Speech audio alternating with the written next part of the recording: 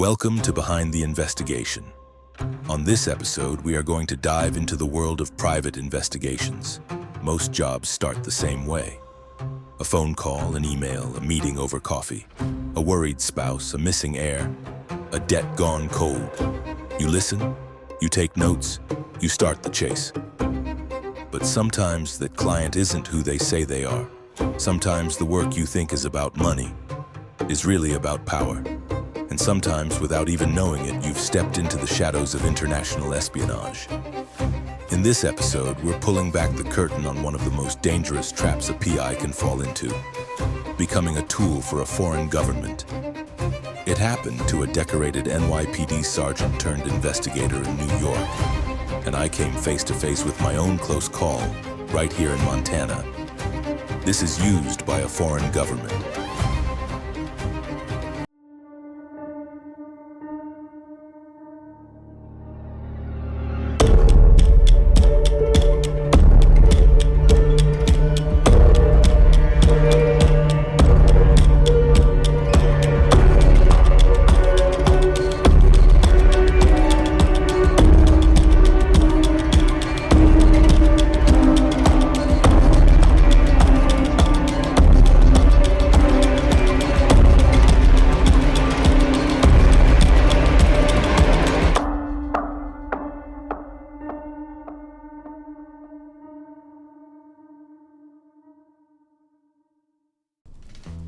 Welcome back to Behind the Investigation.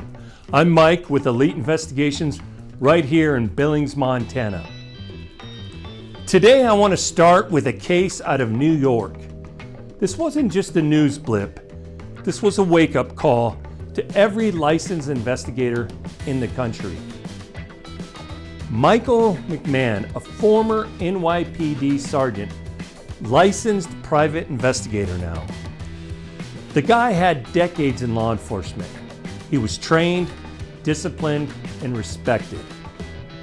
No one thought he was the type to get caught up in anything dirty.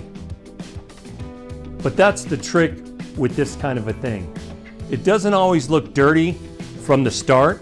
Sometimes it looks just like another case. McMahon gets a call. A man tells him he's got a civil issue.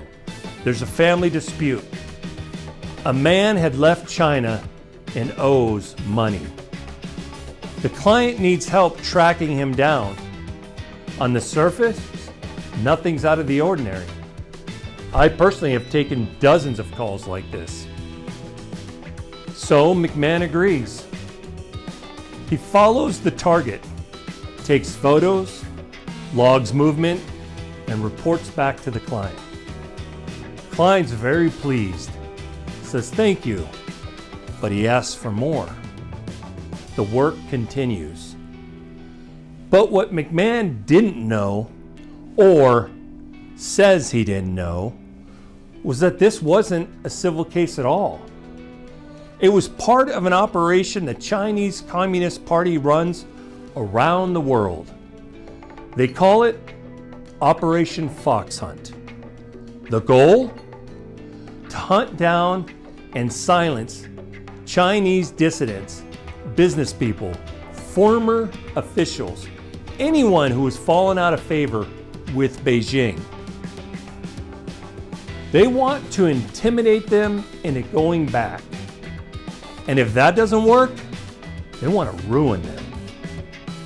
And in this case, they were doing it on U.S. soil. Think about that. A hostile foreign government running an intimidation campaign right here in our backyard and using an American private investigator to do it. Well, as you can imagine, the federal government got involved. The feds called what it was a transitional repression. And McMahon, he was smack in the middle of it. Now, to be fair, he said he didn't know. He said he thought it was a debt collection case, a civil matter, that he was just doing what any PI would have done with a signed agreement and a check that cleared. But ignorance doesn't fly in federal court. Not when it comes to national security. The government laid it out. McMahon wasn't just surveilling someone, he was participating in a psychological warfare. He was sending photos, showing up at homes, and pressuring families. That's not just unethical, that's criminal. He was charged, convicted, and sentenced to prison, all for doing a job he thought was clean. Now, let me tell you about a case I personally worked. One that stuck with me ever since. A man called me. Heavy accent, broken English. Said he was trying to reconnect with his daughter. Claimed they hadn't spoken in years. Said he just wanted to check in, see how she was doing. Sounded simple enough until he started getting specific. He wanted me to find out if she was married, if she had any kids, and where those kids went to school, and if her husband worked at the same place or somewhere else. So I asked him directly, "Where does your daughter work?" There was a pause. He then said it. Rocky Mountain Laboratories in Hamilton, Montana. And that was a big red flag to me. If you haven't spoken to your daughter in years, how do you know where she works? How do you know she has a husband or children? Now that changed everything. You know, I served as sheriff on the west side of this state, just a few counties away from that facility. I've been briefed on it. That's not just any government lab. That's what they call a BSL-4 site. That's where they study Ebola, anthrax, the stuff you never want getting loose. It's one of the most secure, guarded places in the country. And here's this guy calling from a blocked number, wanting to know where this woman's kids go to school and if her husband is connected to the lab also. He said she was a scientist, but the way he asked those questions, that wasn't a father, that was a tactical profile. So I told him I'd get back to him, that I'd follow up once I reviewed the details. And that's when he said, no, don't call me, just email me, and I'll be in touch. And that sealed it for me. If you're someone's father and you're trying to reconnect, why wouldn't you want to talk?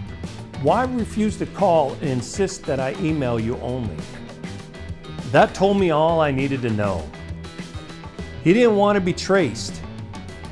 He didn't want his number or his voice recorded. So I took detailed notes. I saved the email address.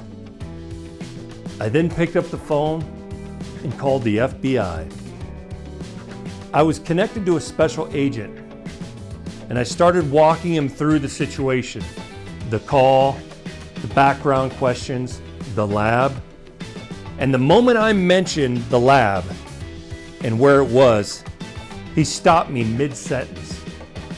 He said, "Where are you now?" I told him I was in my office.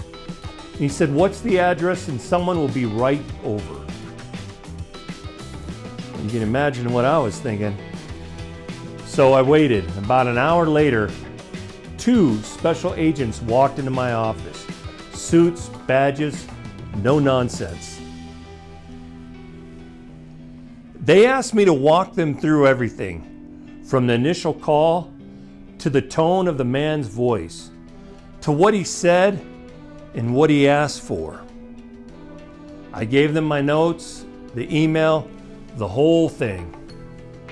They took it serious, real serious, and they left. And I never heard from the man again. I never got a follow-up from the Bureau. But I don't need confirmation to know what that was. That wasn't a father looking for a daughter. That was an intelligence probe. So here's what I want other investigators to take away from this. Just because someone sounds like a client doesn't mean they are, and just because the job pays doesn't mean it's clean.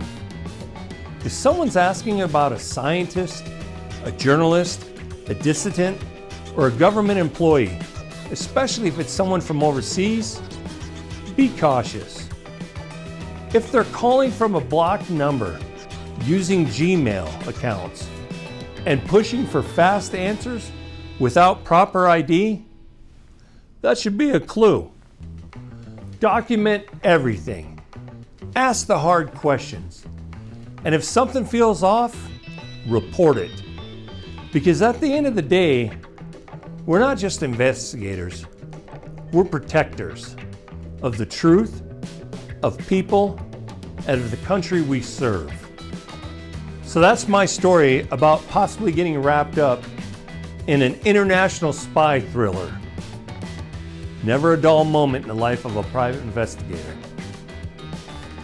As always, stay safe, stay curious, and I'll see you in the next video.